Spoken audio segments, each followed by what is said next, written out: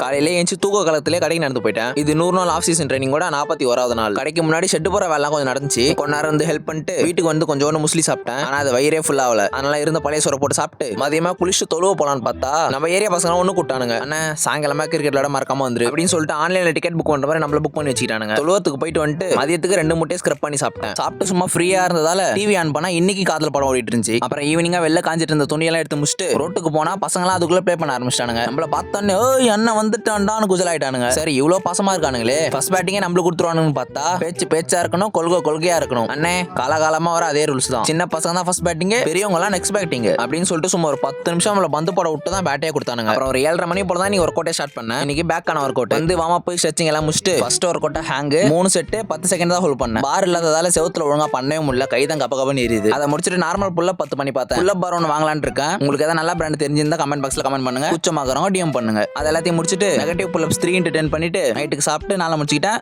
தொடர்பில் இருக்கவும்.